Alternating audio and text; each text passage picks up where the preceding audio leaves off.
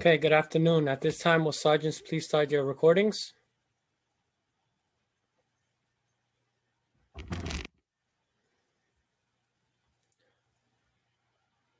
Good afternoon, everyone, and welcome to today's remote New York City Council hearing of the Committee on Sanitation.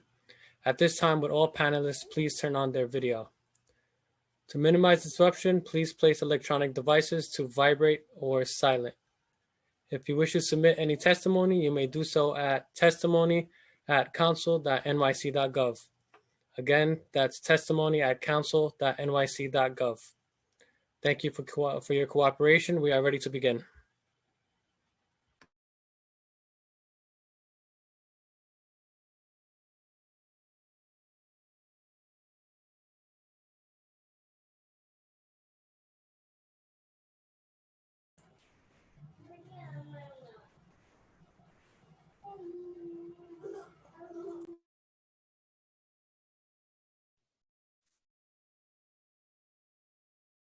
Councilmember Reynoso?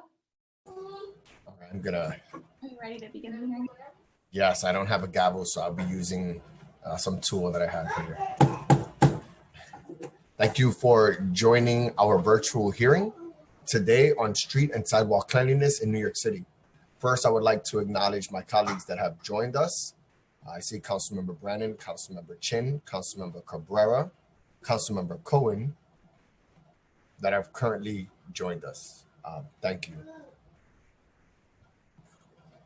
I want to give a reminder that there is a significant delay, about 2 minutes, when loading the live broadcasting and when unmuting and muting for about 10 seconds.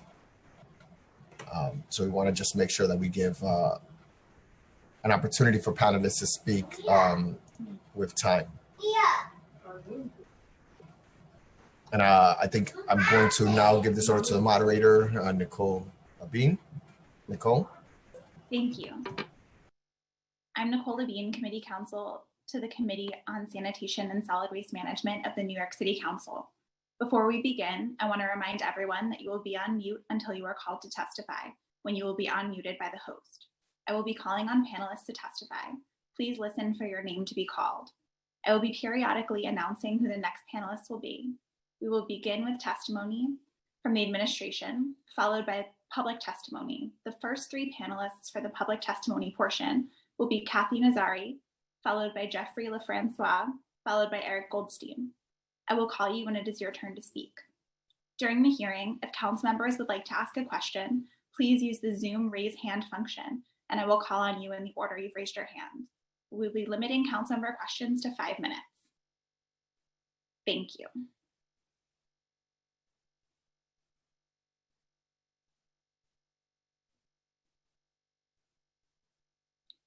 Chair, if you'd like to give your opening statement. Yes. Good afternoon. I am Councilmember Antonio Reynoso, and I'm the chair of the Committee on Solid Waste and Sanitation.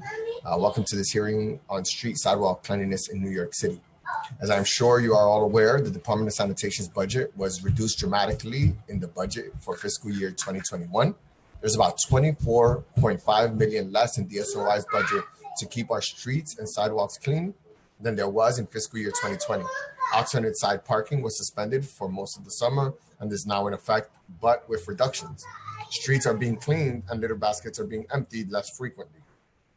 New Yorkers are reporting overflowing litter baskets, garbage on the streets and sidewalks, and an increase in rat sightings. The Department of Sanitation needs to be funded to do the work that we all rely on them to do. These cuts are making it difficult for DSNY to keep our streets and our sidewalks clean. There was just an announcement that some funding is being reallocated to reinstate some of the services that had been reduced. I'm interested to understand where this money came from and how it will be distributed throughout the city. Litter baskets are not only being filled with litter, but in some cases they are being filled with bags of household or business garbage. This is illegal and is adding to the garbage on our streets. We need businesses and households to dispose of garbage properly and keep litter baskets for their intended use. The cuts made to DSNY were too extreme, and we are seeing the consequences of this throughout the city. New Yorkers deserve clean streets and sidewalks, and as an advocate for restoring funding, I want to also ask individuals to be mindful of where they are placing their trash. Please do your part to keep our streets litter and rat free and dispose of businesses and residential garbage property, not in litter baskets. I look forward to hearing DSNY's testimony on how we can do a better job keeping our streets clean. I'm also interested in where the reallocated funding will be able to increase litter basket pickup. I want to be sure that this money is being distributed equitably and that there is a plan to keep all of our streets garbage free.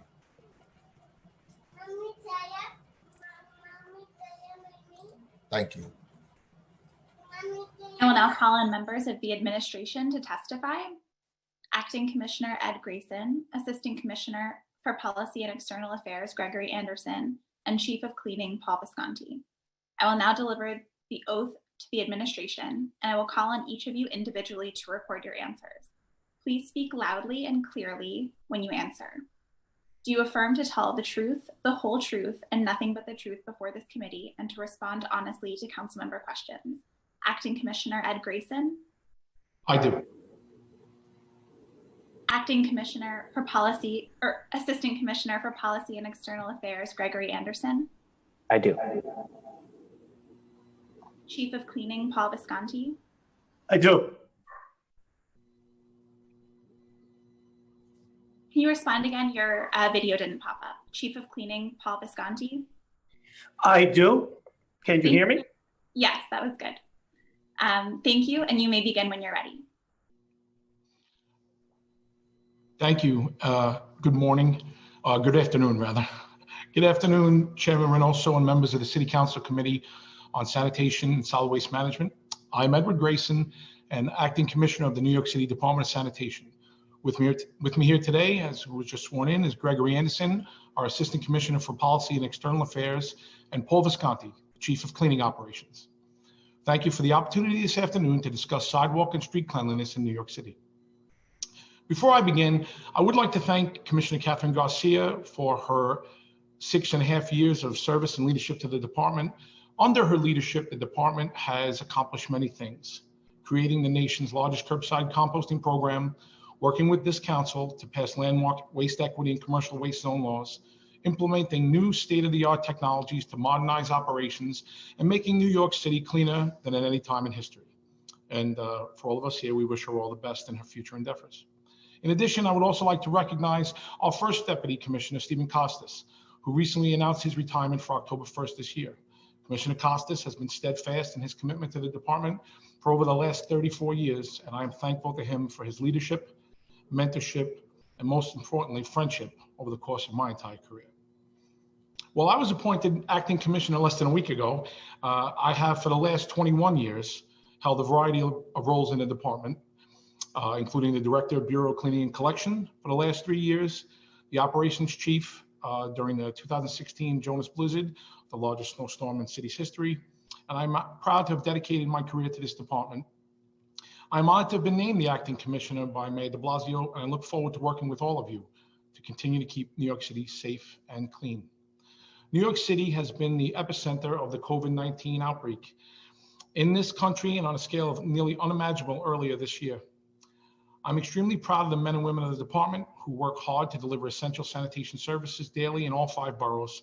Throughout this crisis, our employees have shown incredible commitment and dedication, coming to work every day despite fear and anxiety, despite the terrible disease taking a devastating toll on our workforce. This global health pandemic has dramatically upended all of our lives, and the economic fallout is unprecedented. Unfortunately, the FY21 budget reflects the new reality. As with all other agencies, this department has had to make some very difficult choices and cuts to programs that are important to many New Yorkers. And unless the city receives relief in the form of support from the federal government or a long-term borrowing authority at the state level, additional cuts loom on the horizon that could be truly devastating to our core services. The budget cuts this year include major reductions in DSNY's cleaning resources.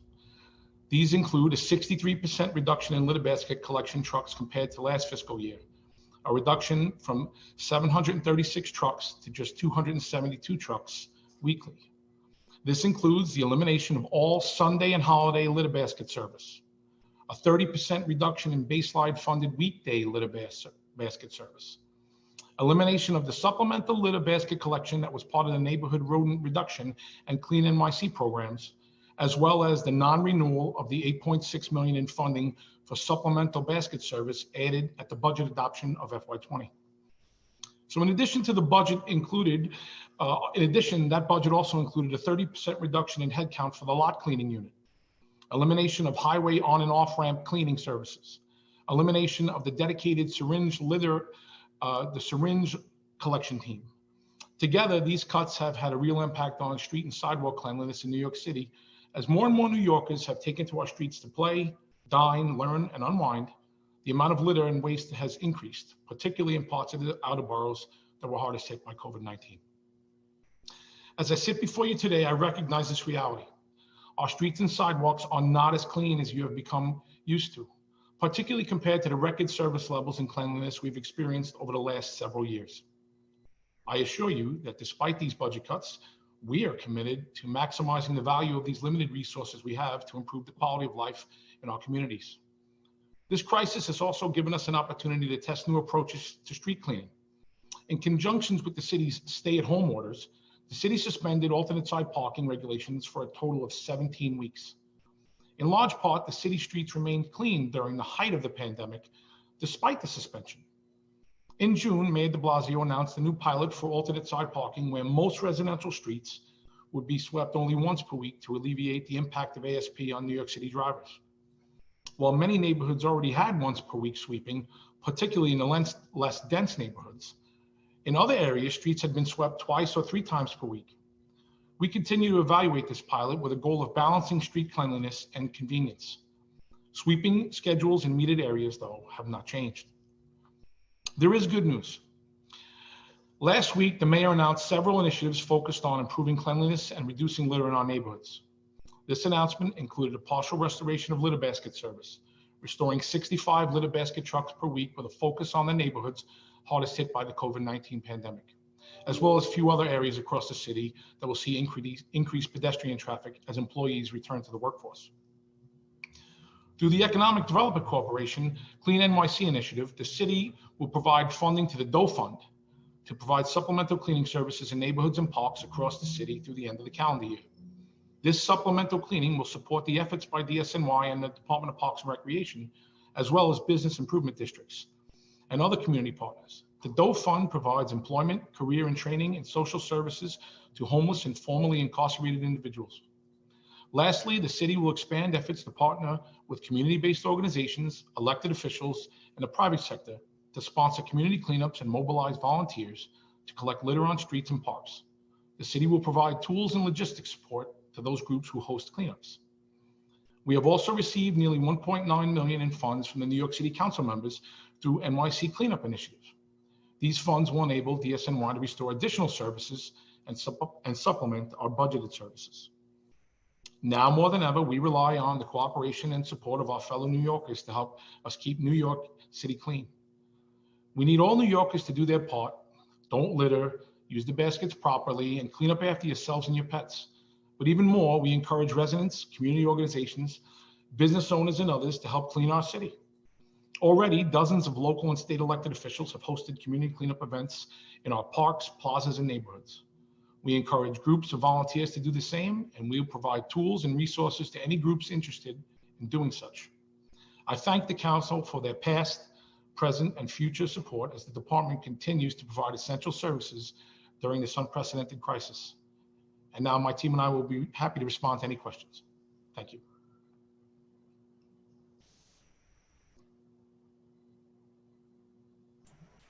Thank you. Oh, sorry. We're going to be hearing some feedback from my son in the background often, I guess, at this point. Yeah, so I want to just thank you, Commissioner, for your words. Your kind words are related to Commissioner Kathy Garcia. This is the first hearing that we're going to have without her. And it's a sad day. She's been absolutely amazing. Working together with her, we've been able to accomplish a lot. But I am looking forward to your tenure as well. We also have been working together and have a relationship, and I know how much you care about the city and how much you care about the Department of Sanitation. A lot of people don't know your background, but I know that garbage has been in your life for a long time, Commissioner. So if you could just speak, I would actually like to take some time If you could just speak to a little bit of that background and your history, so the folks in this committee that are meeting you for the first time could get to know you. Oh, my pleasure. So I am the son of a retired sanitation worker, and my mother also worked for the department many years ago when they started the recycling program. She was one of the first outreach coordinators who tried to get the people of this city to get on board back in the late 80s. My father worked the truck, and he retired as a supervisor out in Brooklyn North. And after both of them had long been passed from their prime here, I joined the department through the regular civil service channels, and I started my career in Queens Community Board 3, the garage there. I remember quite well doing the basket truck every midnight up Roosevelt Avenue and throughout East Elmhurst and Jackson Heights. Additionally, I have a little bit of synergy also with the chair because I grew up in Ridgewood, and I went where I went to junior high is right in his district. So I'm very familiar with the day-to-day. I love the department. I've been doing this for over 2 decades, and I am not agnostic to what everybody's seeing out there. And my team here, particularly Chief Visconti, dedicate ourselves every single day to cleaning the city. And we're glad to have this hearing and try to bring some clarity into what's going on, because we're all in this together. Thank you. I appreciate that. Thank you so much, Commissioner. So my first question is going to be about the cuts that were made so that the city understands, or the folks that are watching understand exactly what was cut. And it's 24.5 million that was directly reduced services that keep our streets and sidewalks clean. And I want to go through them, and if you could just let me know what these mean in real terms, because folks are seeing them, we're seeing them as cuts, but what does it mean on a day-to-day operation? I'll give one example is the basket service in rat mitigation zones. It was 718,000 cut. So what does that mean in operations? What is that reduction looking?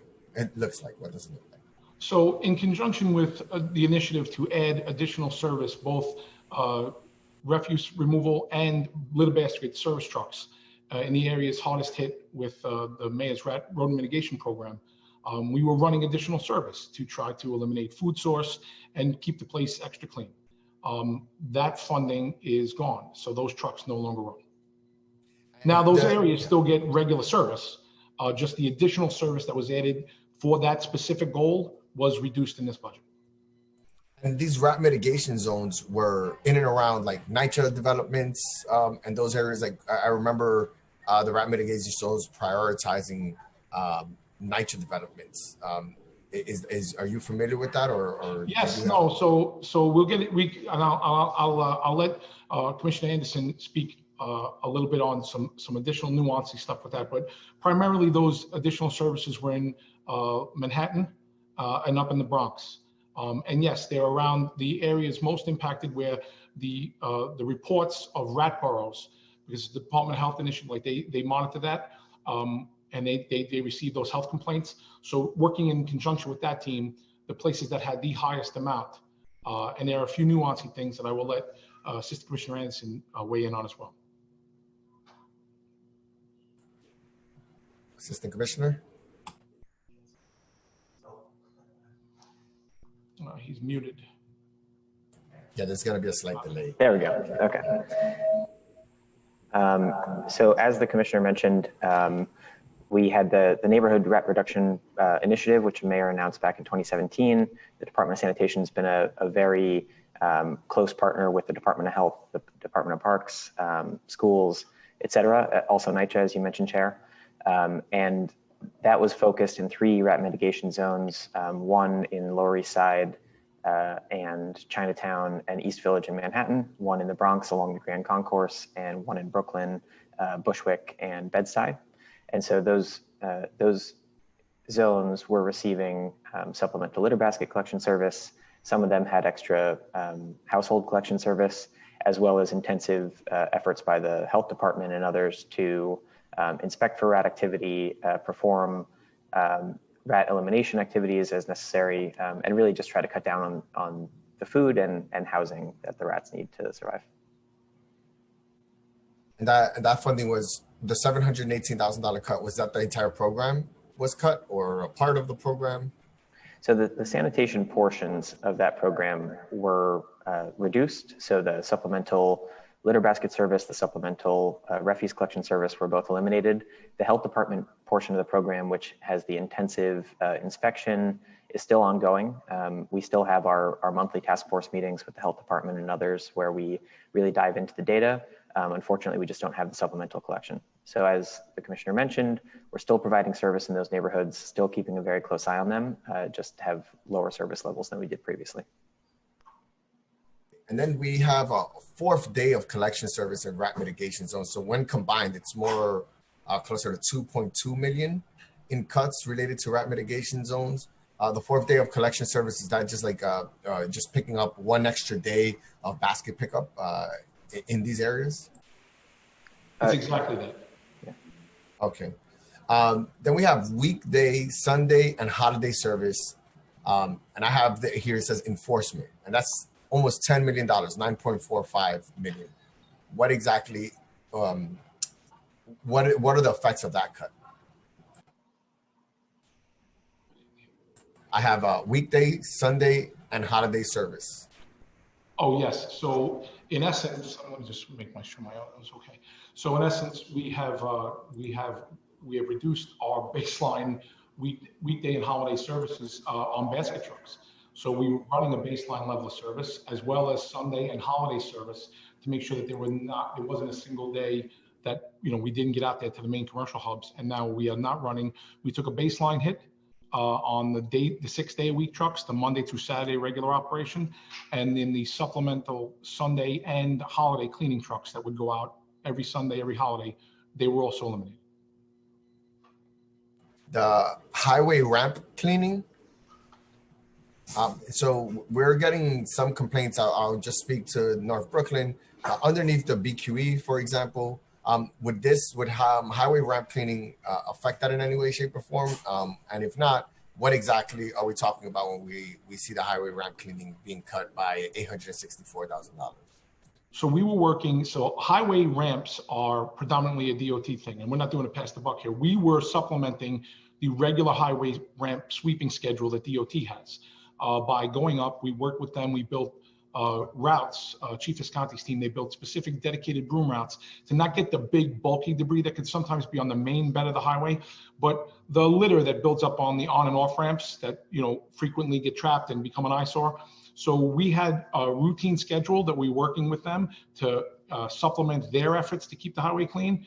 And that's what that is. So it wasn't so much stuff underneath the ramps. This was more the ramp shoulders to make sure that litter that accumulates, the windblown litter and stuff.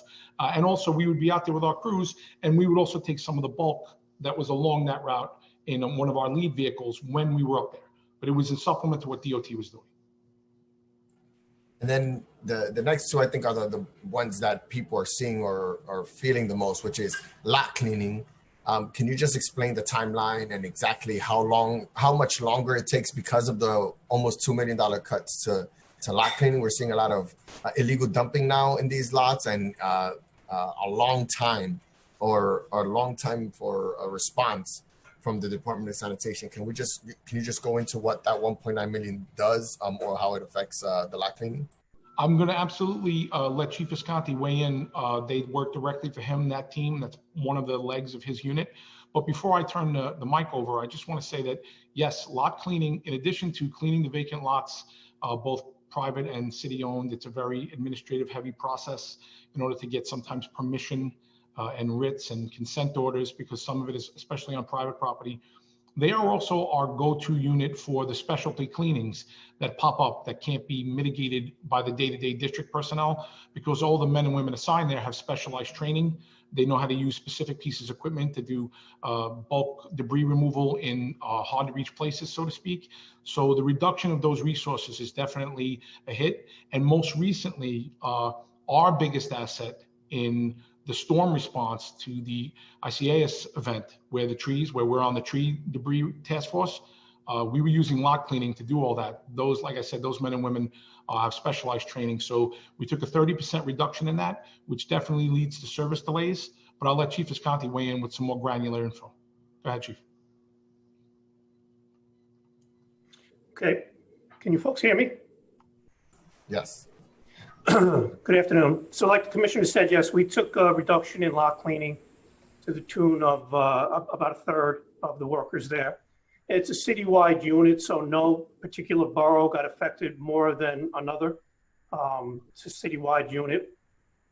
It just happened recently, within the last couple of weeks. So I can't, to the answer to your question as far as how much longer is it taking, I don't have that because it's pretty new. However, there's a lot of obstacles that go into it. As far as a dirty lot, when someone sees a dirty lot, naturally the first glance is not, all the nuances that go into it. Like, is it private? Is it city? City lots we could get to relatively quickly. I mean, immediately. Private lots is a different story, as some of you may or may not know. It depends on whether it's fenced and locked, whether it's accessible or not accessible. We do a ownership search. We petition the owner. Actually, we petition the Department of Health and Mental Hygiene to notify the owner that there's a condition on his or her lot, and we give a prescribed time frame of a couple of weeks for them to correct that. If they do not correct it, we do a follow-up. If they do not correct it and the lot's accessible, we move in to clean the lot. So that whole process takes a couple of weeks. That's no, pre-cuts. It has nothing to do with the cuts. That's a couple of a week process right there. If we go back to that private lot and it's inaccessible, we can't just go into that lot. If it's no access, now we have to petition a judge to let us get into that lot. And that is not something easy that's quickly or easily done. It's like asking someone to go into your home, basically, when they grant that kind of access warrant. So for that could take months, and we have to show egregious conditions, rat droppings, if we're in West Nile virus time of year, so on and so forth. So even without the cuts, some of these lots take a long, long time to get to. And through no fault or of our own, it's just through legalities. But we're still out there doing it. I mean, for fiscal year 21, we've already cleaned north of 270 lots and another 100 non-lot cleanings. Those are the ones you mentioned briefly about underneath the highway. Anything that's not a lot, that's kind of heavy duty, uncut streets, Leventhal areas, things of that nature, brush that's growing. We addressed those, so we addressed 100 so far just this fiscal year alone. Thank you, Chief. I have a lot of questions that I want to ask, but I want to allow for my colleagues to get some time, so because I can stay on after. So I'm gonna take a pause on my questions, but I do want to say to DSNY, I am deeply grateful for the work that you guys are doing every single day. You're asking to do just as much with less, and I just don't see how that math adds up. So I understand that things are going to get more difficult, but I think later on I'll be asking about this increase in funding by the mayor for basket pickup and how that affects the work that we're doing and whether or not it'll start dealing with the more apparent garbage that we're seeing every single day. But again, I want to allow for my colleagues to ask some questions. So I'm going to go ahead and turn it over to Nicole again. Thank you. I will now call on council members in the order they have used the Zoom raise hand function. Council members, please keep your questions to 5 minutes. The Sergeant at Arms will keep a timer, and they will let you know when your time is up. So first, we'll hear from Councilmember Cohen, followed by Councilmember Brannan, followed by Councilmember Chin. Time starts now. Thank you very much, Chair. It's good to see you. It's good to see my colleagues. I want to congratulate the acting commissioner. Congratulations. I also want to acknowledge I was a big fan of Commissioner Garcia as well. And I also want to say that this budget was obviously the most difficult budget we've had to tackle in my time in office. And I would tell you, I don't think I fully understood the impact or the scope of the cuts on sanitation. I think it really would have given me pause, because I don't think that the mission of DSNY is tenable with the funds that we've provided. And the thing that makes me believe that is, in my entire time in office, up until the last few months, I literally almost never got complaints about DSNY. Like, people's trash got picked up, the city baskets got picked up, people complain sometimes that they got tickets for alternate side, but they didn't complain that you didn't come. And it was really one agency that just did not require a lot of attention from my office. And that has not been the case in the last few months. So, and I think it's obviously directly correlated to the budget cuts. My first question, it maybe is I don't know if this is, but alternate side.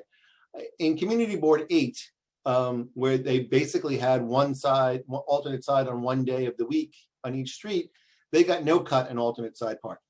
In CB7, which is, has a greater density, has been determined based on past studies that it needs more alternate side, they got a 50% cut.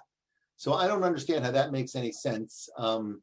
I think it's unfair, and it's just led to, significantly dirtier streets in CB7. So I'm concerned about that, and I just think that that's just from a management perspective of planning and an asset allocation. I just don't think that that's equitable or fair, and it really puts a burden on the people in CB7. Highway ramps, I have the Major Deegan, the Henry Hudson Parkway, and the Bronx River, and I have multiple exits. And I use the Major Deegan ramp a lot, and it's filthy. I was wondering if you could talk about staffing levels based on the cuts. Are we cutting when we cut service? What's happening to the people who used to do those services? And I do have one more question about Sunday service. I give discretionary money. It's not a huge amount. It's about $50,000 for Sunday service. What's going to happen with that money? So those are really the two. Well, thank you for your question and your support. And yes, we truly appreciate your support to put out additional to provide additional funding for service. So what happened to the people was we in our budget, we had planned attrition to get to lower heads. So for right now, despite the threat of other personnel actions that we've all read about with the budget and potentials, the Department of Sanitation has not had to lay anybody off. However, we had an attrition plan to get down to a specific head count because of these service cuts. The sad reality is a lot of the cleaning that was being done, because it wasn't baselined and because it wasn't 6 day a week, was sometimes based upon a formulaic overtime model. So when we cut the funding, we didn't lose the heads immediately, but we lost the service because we're not running the overtime trucks, or we're not adding on Saturday mechanical brooms that we normally wouldn't run for the highway. So that's why right now it's not a complete, well, you cut where are the people. Right now we're planned on entering this coming winter with a lower headcount amount just because of the attrition plan, agnostic of anything else that comes down the pipe. So that's to where we are on the heads. And as far as what's going to happen as we get any additional resources from council members or any other funding source, we're going to work with those providers to find out where the best use is. And to that end, I will let Chief Visconti weigh in. His team and his whole staff is part of the team that works with all of the members of the council and various other units to make sure that we're getting the right message across, especially when you're committing your funds and where you need it. But we don't have the capacity to do Sunday basket pickup at this point in time. It depends. There is, and I'll let the chief weigh in. It really is it's kind of a, you can, but there's caveats. That's okay. all. Chief, I get Johnson Avenue and on 235th Street. I mean, every Monday morning, my email basket is filled with photos of that camp. Time expired.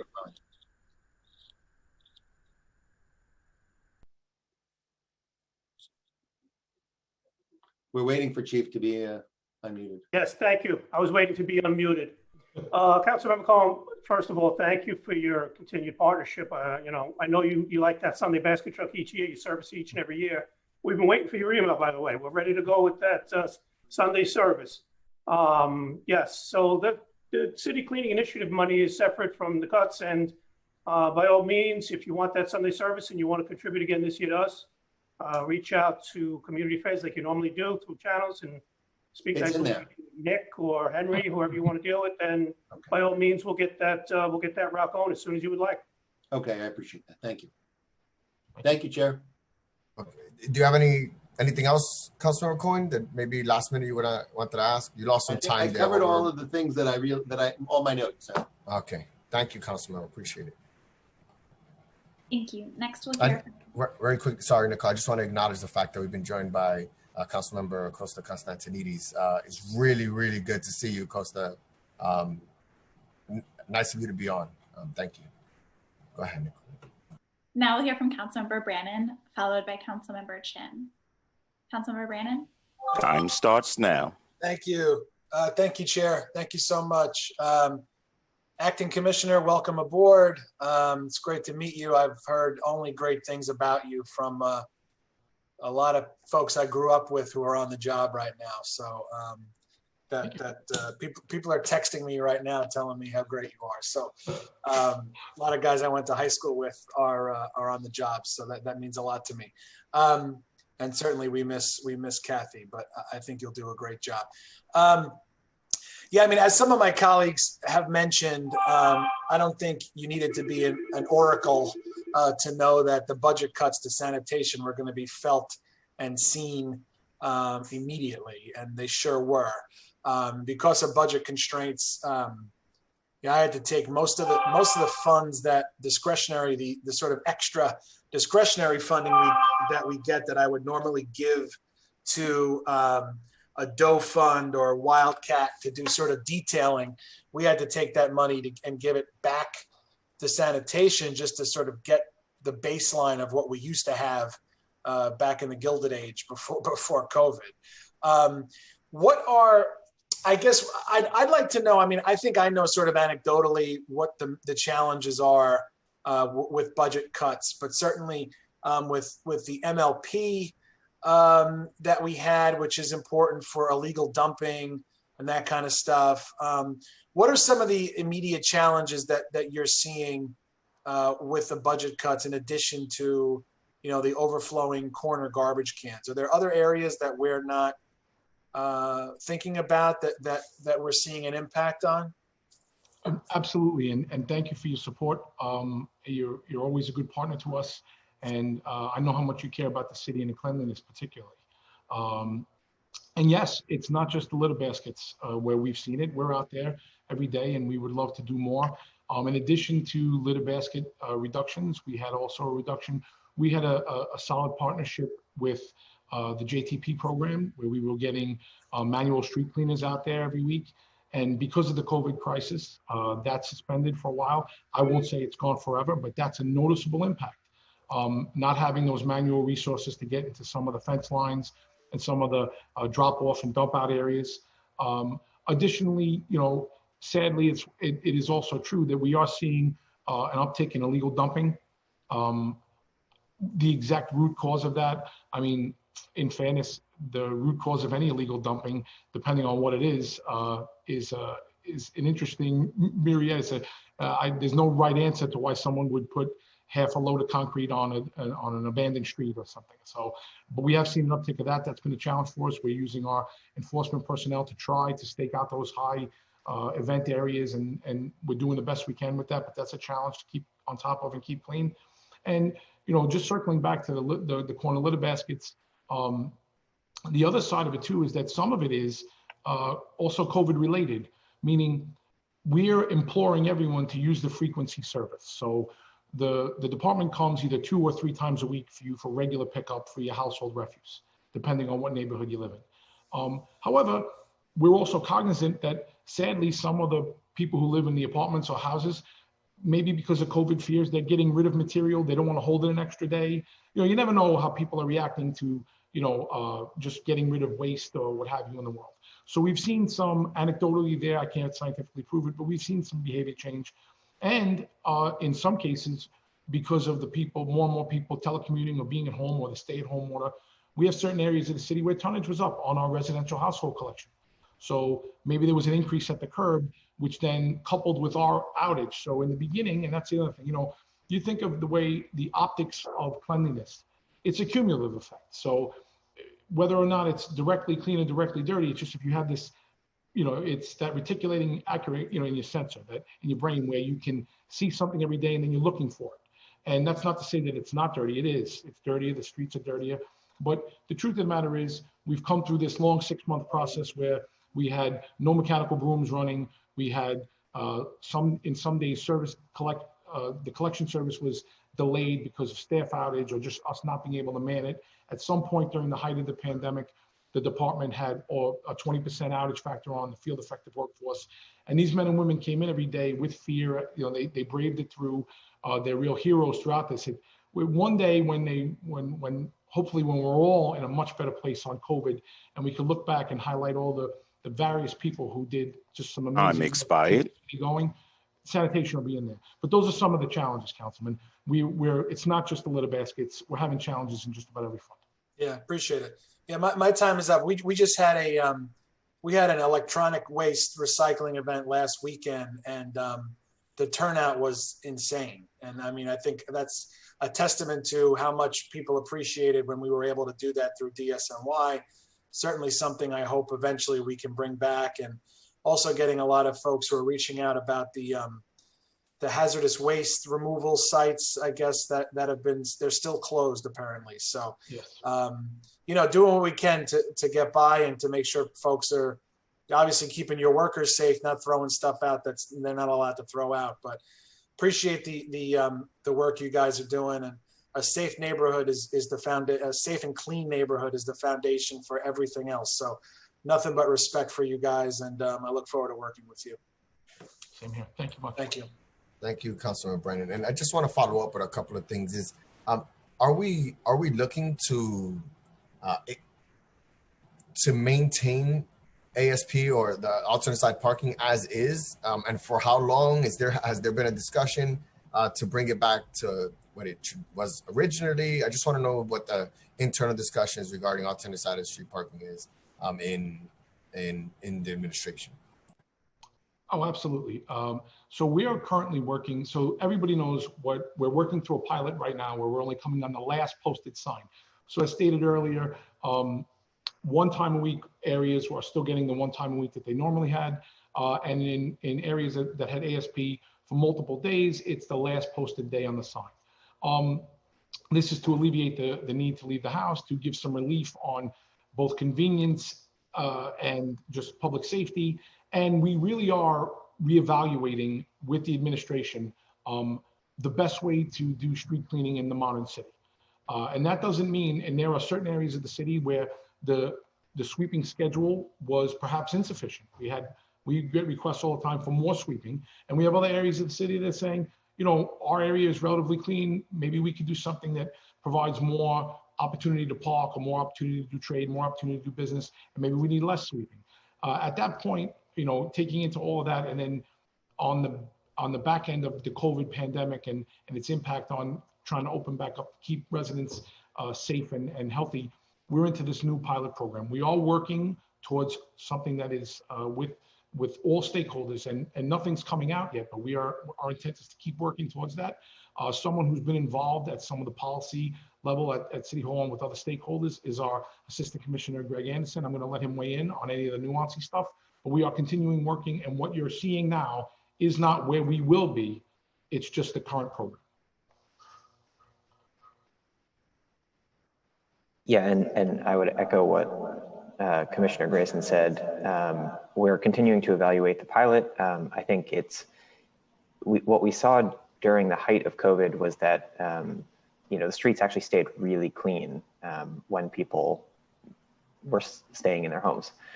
As people, you know, came out, started to using the streets more, using public space more, using outdoor dining, hopefully starting next week, learning. You know, I think we've seen more litter, and we want to find the right balance of how frequently we have to clean the streets and how frequently people have to, you know, go through the inconvenience of moving their car.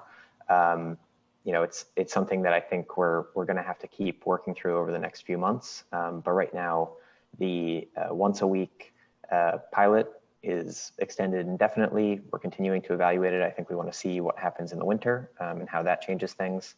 But we're looking at other factors as well to try to really think through what are other cities doing, look to best practices for how can we get that curb access and really clean the streets, but also do so in a way that, you know, doesn't make someone double park their car for 90 minutes or sit in their car for 90 minutes or, you know, circle the block 10 times trying to find a parking space on Monday night.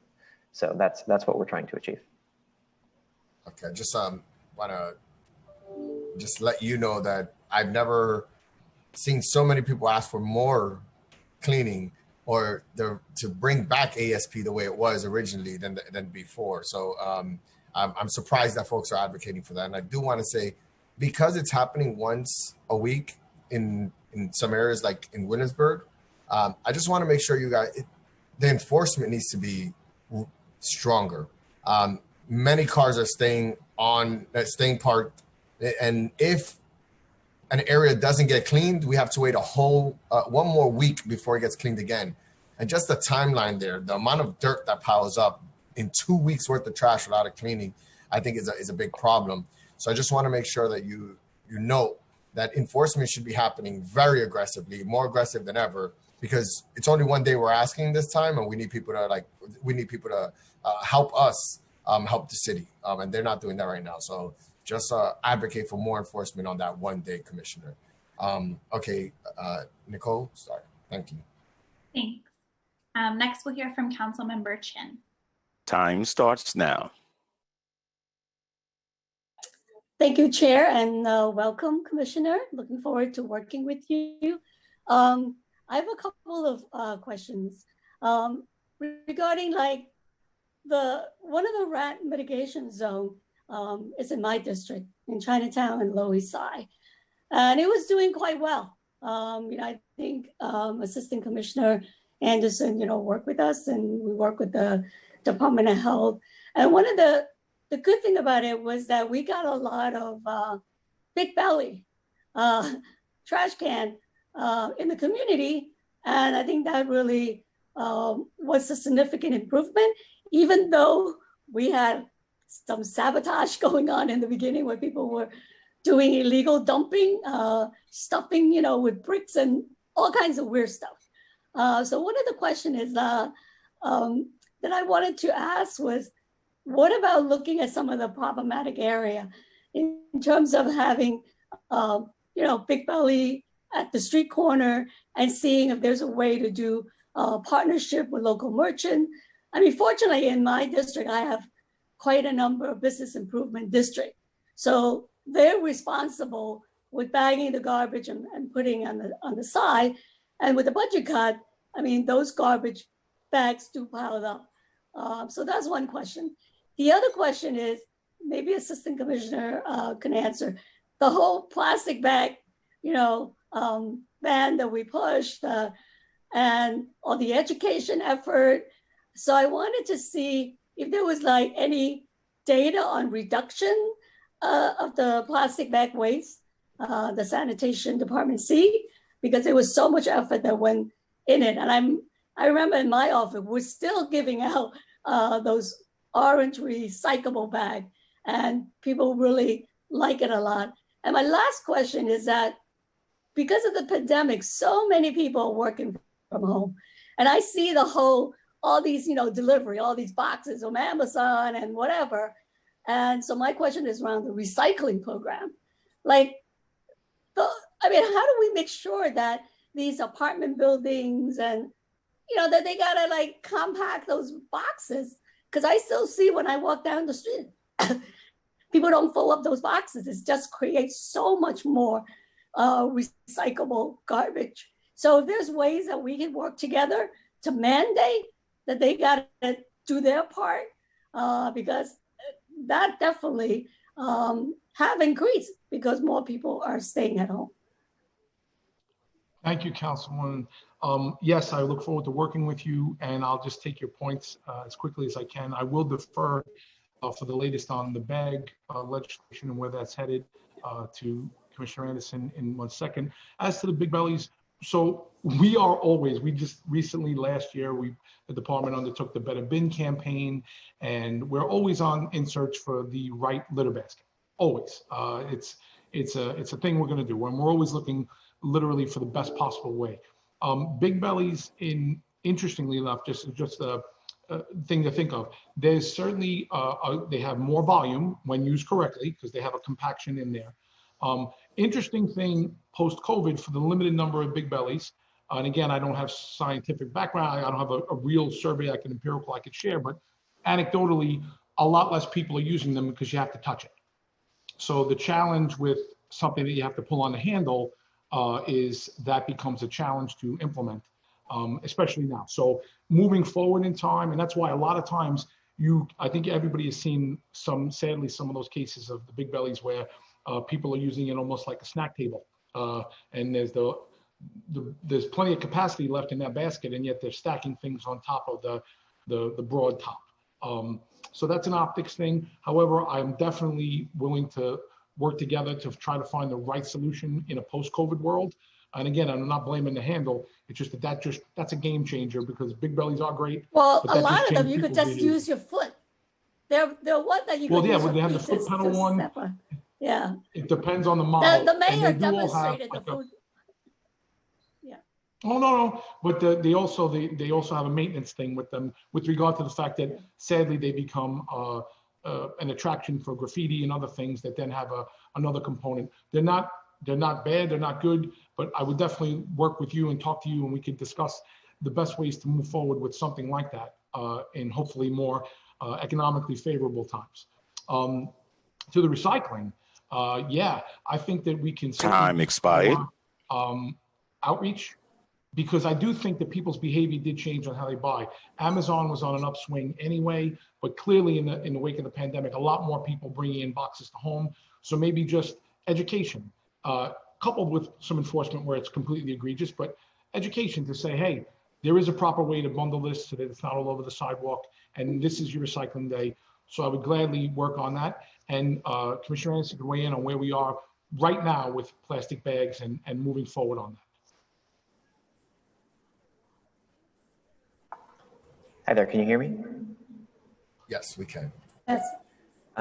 So, and we've worked together for probably 6 or more years, Councilmember, on fighting plastic bag waste. So I appreciate your longstanding advocacy there.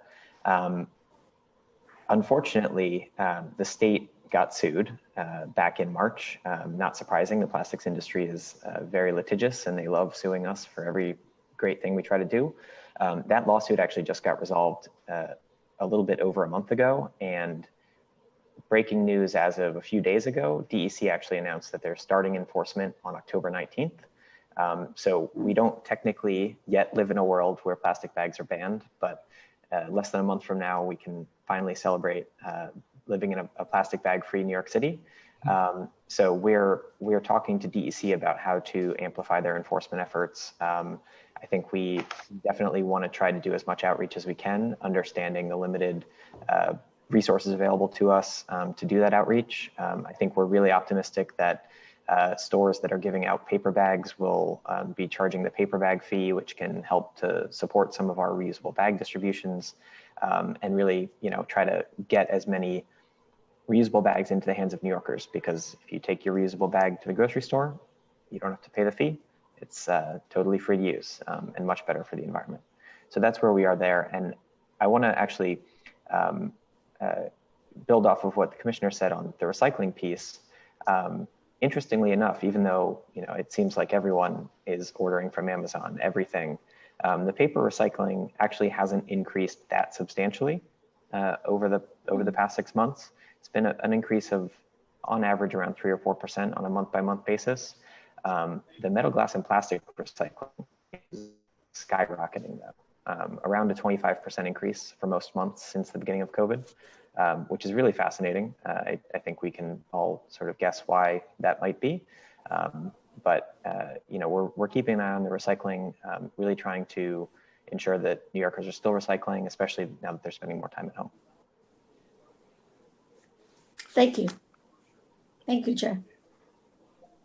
Thank you. Now we'll hear from Councilmember Constantinides. Time starts now. Okay, so Commissioner, great to see you. Congratulations. Assistant Commissioner Anderson, good to see you as well. Thank you, Chair, for the warm introduction. I'm glad to be here with everyone here today. So just very quickly, because I have to run to another meeting. Number one, I gave $10,000 through cleanup initiative money for additional litter basket pickups. Are those happening? Will they be happening? I want to ensure that our business corridors that I've funded, because last night I got sent a video with rats scurrying around garbage in those same corridors, which was a little concerning. So I want to make sure that that money is going to be put to good use. And then secondly, what is the impact of the alternate side of the street reduction on our waterways? How much more debris is getting sent into our sewer system than causing, CSO debris in our waterways? Have we seen an uptick there? I know the DEP is not on the call, but I know DSNY, you guys do the street cleaning, so sort of want to know the answer to that question as well. Thank you for your question, Councilman.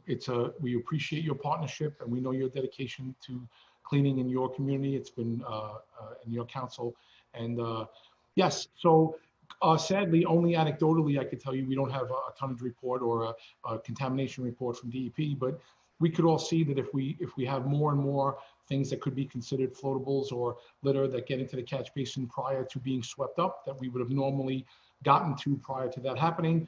Clearly, there's more than likely some more getting in. Whether or not that's making it its way past any treatment center, I don't know, but we could certainly follow up. And it's a very good point, and we're not agnostic to it. And as far as your support and how that goes in, I'm going to let Chief Paul Visconti talk directly to that. Go ahead, Chief. Good afternoon, Council Member, and thank you for your contribution. Can you hear me? Okay. Yes, the answer to your question is yes. You funded, I believe, a basket truck, a partial basket truck on Saturdays that went into effect September 5th. So it's been a couple of Saturdays now. If you are not seeing the result of that, we can sidebar on that, my office or yourself and with me, and I'll take a look at the route and tweak it, or we could discuss exactly what you have in mind and your area of focus, and I'll make sure you get the service that you're supposed to be getting. Thank you very much. Welcome. Thank you, Councilmember Constantinides. I just want to recognize that we've been joined by Councilmember Chaim Deutsch as well. Councilmember Deutsch, if you want, you can ask questions now.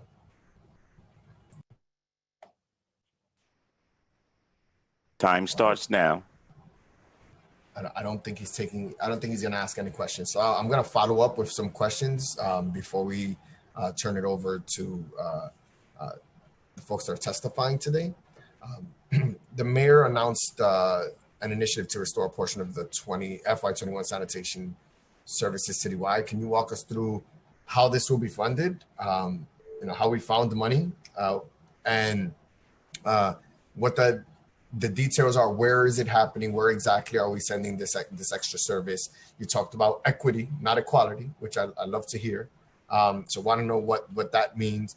And then is this overtime or additional uniform sanitation headcount increase? I just want to understand the parameters of the entire increase.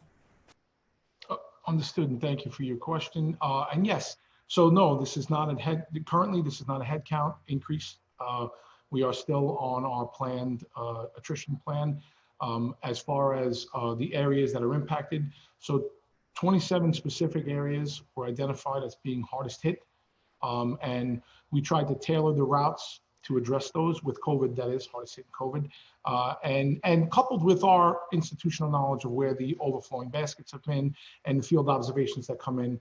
So working together with the administration, we devised 65 additional basket trucks per week.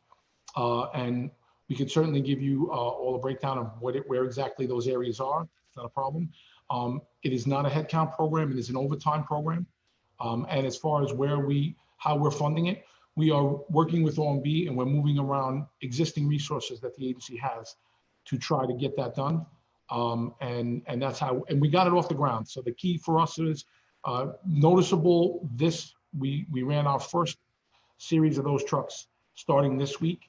And in the areas that saw them clearly, like anything, an empty basket is a good basket. So that worked out. And we're still yet to see for the rest of that initiative with regard to the partnerships with the Doe Fund or community cleanups or bid.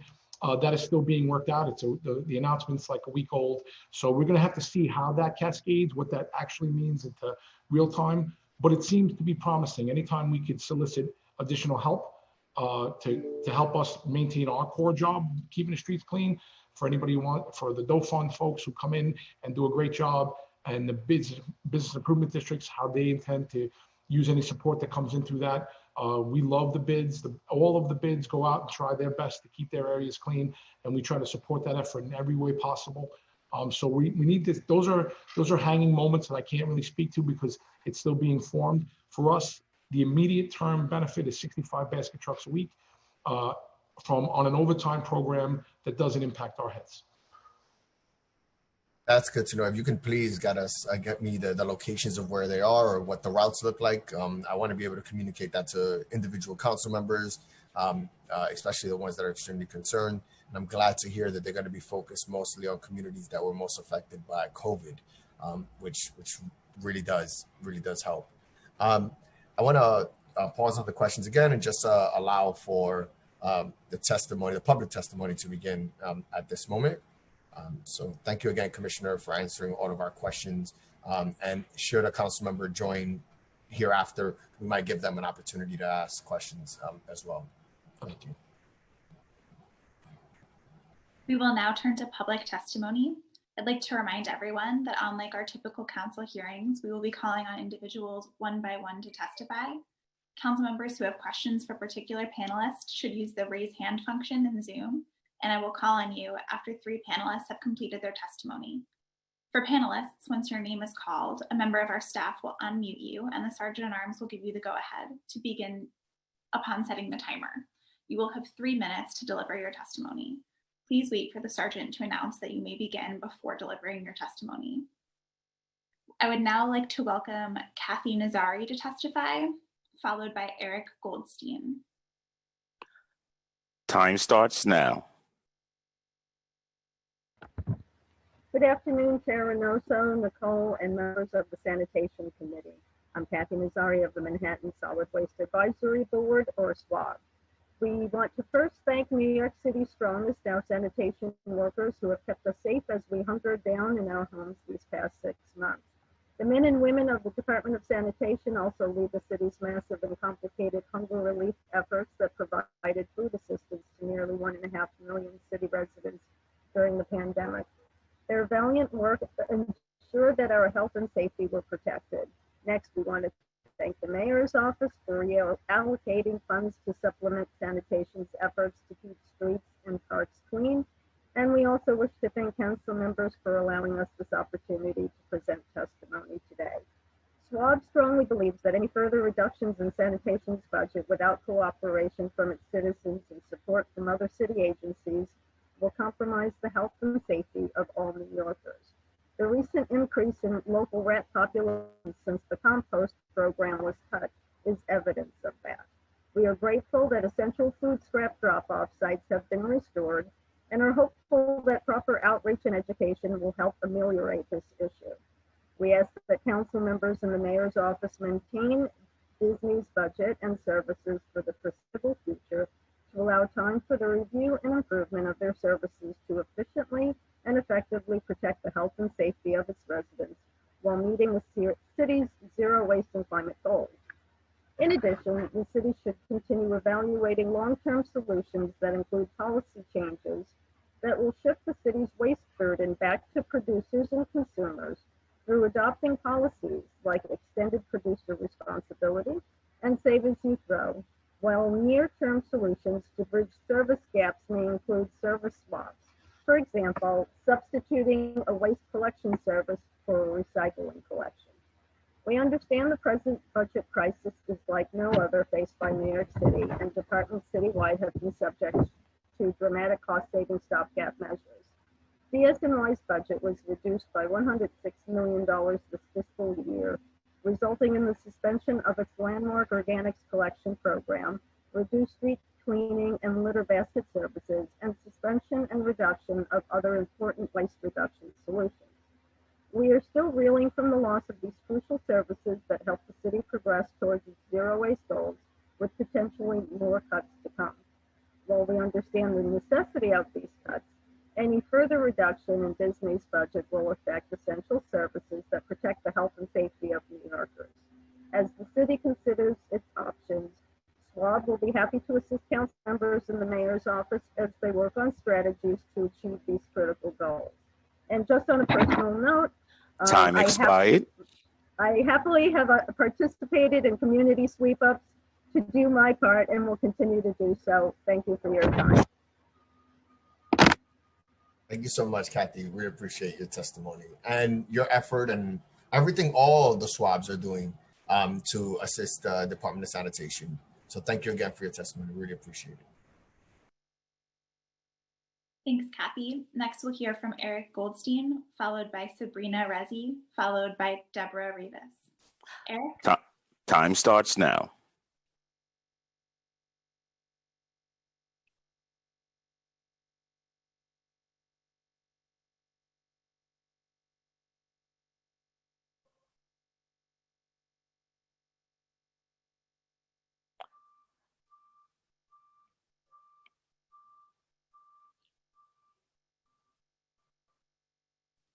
Eric, you're muted. You have to accept the unmute.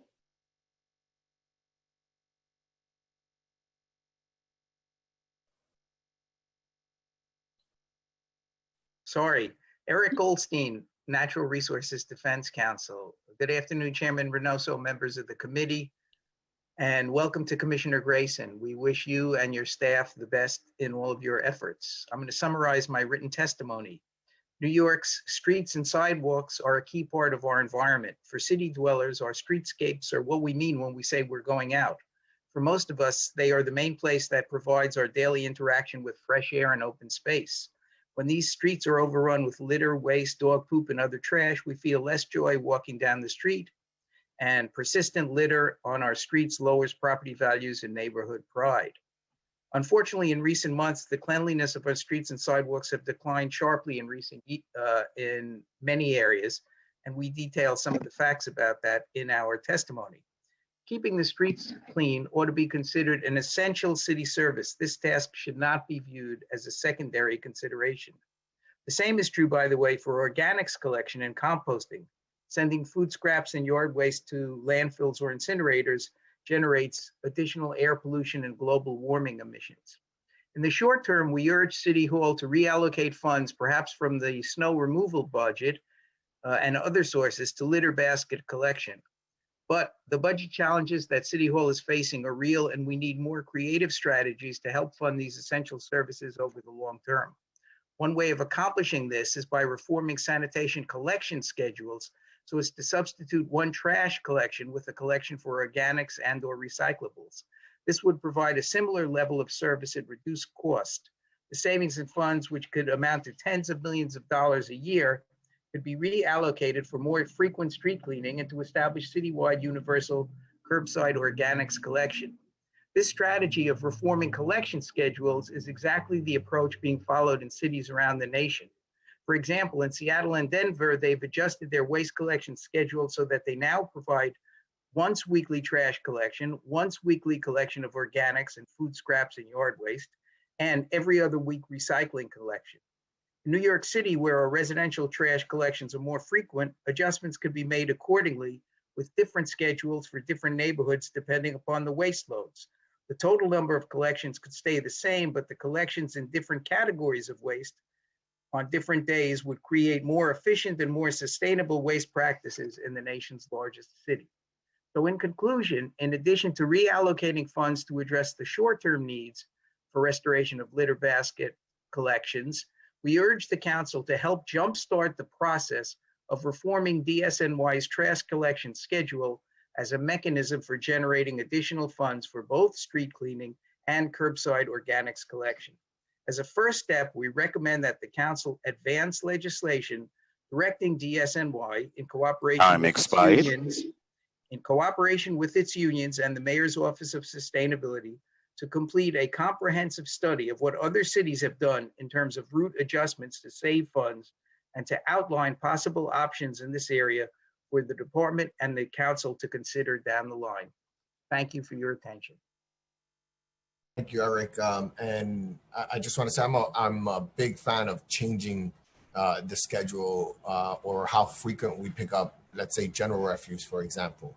Limiting the pickup of general refuse, let's say, to once a week would incentivize or motivate folks to do better with recycling, knowing that that would be picked up more frequently. If we do that 2 or 3 times a week, everyone would make sure that all the recycling is out, and just to not have all the general refuse out or in their homes. So we've been advocating for this for quite some time. And you are right. If we do some modification, there can be some cost savings while also achieving many of our goals that we have when it comes to recycling. So it's something that I'm definitely going to be looking into, Eric, and I appreciate your testimony very much. Thank you. Any council members have any questions for the previous 2 panelists? Can you please use the Zoom hand raise function now?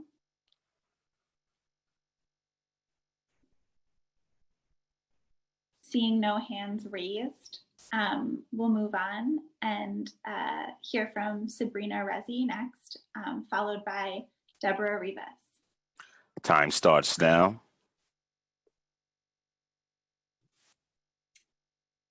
Good afternoon. I'm Sabrina Rezi, the Director of Communications and Legislation for Assemblymember Radnise Bichat. Assemblymember Bichat represents the 42nd Assembly District, which includes Flatbush, Midwood, and Ditmas Park.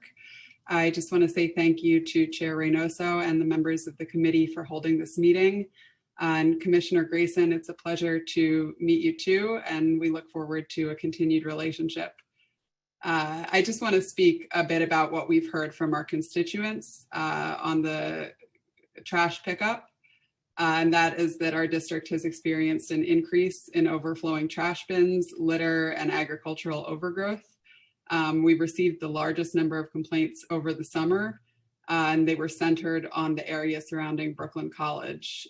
Constituents have also noted that there's a significant lack of trash bins in areas where there is high pedestrian traffic, and that, you know, the trash bins that are there are older and not the rat-proof trash cans. One constituent group noted that 2 days after a community trash pickup, litter was back because there are no bins. And, you know, I actually unfortunately experienced this personally over the summer. I was driving and ran over a nail that was hidden in, you know, some of the street garbage that has been blowing around on our local streets. So, you know, I'm glad to see that the trash pickups are being restored by the mayor with the increase of 65 trucks. And I would like to thank the mayor's office for restoring those services. Trash, as we know, breeds rodents and germs, and our residents deserve a clean and healthy environment. And our current public health crisis means that we need to do more than ever before to clean up the streets, sidewalks, and parks. So thank you, Commissioner, Chair Reynoso, and members of the committee. And thank you to Kathy Nazari and SWAB for all your efforts to clean up our neighborhoods. We're grateful for all of your work to improve the situation. Thanks. Thank you, Sabrina. I want to make sure that we can get back to you and the Assembly member on whether or not the 65 new trucks or the expanded trucks are running through your district, and that I believe Assembly-member Bichat's district was one of the hardest hit districts during COVID. So I would assume that they're the ones that would receive the services. But again, I don't have that information readily available to me, but when they get it to me, I'll get it to you. And hopefully, you know, we could see some, an impact, a positive impact on your district.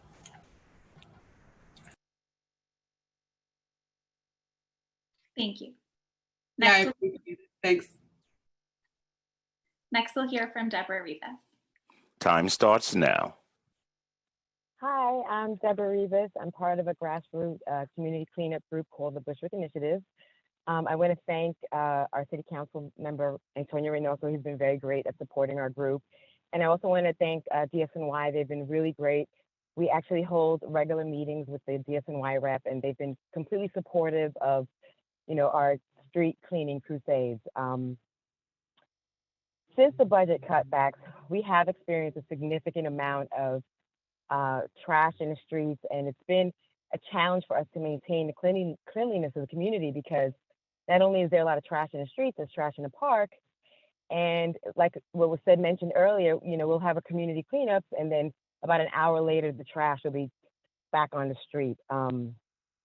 So I do have some recommendations regarding how that could be mitigated. I feel like the city should focus on marketing and implementing a campaign that's a litter-free campaign. I think that will help. I feel like the city can also, I don't know what the budget, well, now we're seeing the budget, but I think some money should be allocated towards maybe a text message system that reminds building and commercial owners of the garbage schedule and the recycling schedule. I think part of the issue is that a lot of garbage is being put out on days where it's not a pickup day. And then what happens is that a lot of the homeless people dig through the bags, and then the bags get scattered, the garbage gets scattered all over the street. Another recommendation can be maybe, instead of having the black bags, clear bags put out, because I think that that'll help reinforce the recycling. Those are my suggestions. As far as restaurants, I think part of the reason why we see an abundance of garbage is because we did have outdoor dining, and a lot of restaurants were using single-use dinnerware and plastics, which created a larger abundance of garbage. And that's what you would see on top of the litter baskets. It was like overflows of like plastic spoons and plastic containers. I know that September 31st, we're going to be allowing people to go inside, but I also feel like there should be some kind of messaging to those restaurant owners that, they don't have to use single-use dinnerware anymore. There's nothing that shows that COVID is translated through your regular plates and spoons. I'm sorry, bear with me because I'm outside and I'm in my car because I'm actually working. Any suggestions to improve the city cleaning operations and fiscal challenges? I'm just reading through the questions. Yeah, I do think that the main thing that we should focus on is just creating an awareness. I think that a lot of the litter problem is people. And I think that if we don't emphasize the importance of recycling and keeping things clean, people will continue to just throw stuff Time expired. out on the street. That's it for me. Thank you, Deborah. And I just want to highlight the work that Deborah's doing in the community is really special. It's about changing culture and making sure people understand that littering is a problem. And it seems like since the Bushwick Cleanup Initiative, we've done a mural. They've been out there doing the work that the city should be doing regularly. We've seen an increase in foot traffic in and around Bushwick. We've also seen the outdoor dining has made it so that trash is now put to the left or right of structures, and they're compounded in the middle of the block. But the work that the Clean Up Bushwick Initiative has done is second to none. And they're really changing minds and culture, which I think is what's the most important thing here. If everyone were just to throw their trash away in their home, keep it in their pocket, and not throw it out on the street, it would make a huge difference. But we're not there yet, and I'm grateful for the work that Ms. Deborah Rivas is doing in our community. So thank you, Deborah, for that. I really appreciate it. If any council members have questions for the last two panelists, you can use the Zoom hand raise function now. And if not, there are no more panelists. So Chair, you can wrap up the hearing. Yeah, so I want to say again, I want to emphasize, and it seems like it's a consensus. We're extremely grateful for the work that DSNY is doing. We care deeply about the men and women of the department. We know that we're asking them to do the same or do more with less. So we recognize the changes that we're going to see a change in how our trash is picked up. But it doesn't mean that we can walk away from the problem. We need to address it. And I'm grateful that the mayor was able to find funding through overtime or whatever it is to be able to get 65 more trucks in I'm hoping that we could have a conversation maybe in a couple of months to see what impact that has had on these communities and whether or not we'll start seeing something different. But I do want to encourage New York City to do better as well. If we are all contributing one way or another, and if we're able to not litter, it would make a huge impact and a huge difference. Thank you again to all the members of DSNY that are here speaking today, to all my council members for your questions. And I'm looking forward to a lot of follow-up so that we can see where exactly these trucks are going to go and the impacts they're going to have. So again, thank you so much, Commissioner, to the Chief, to Assistant Commissioner. I really appreciate your time. And I think at this point, we're done with the hearing. Thank you. Take care, everyone. Peace and love.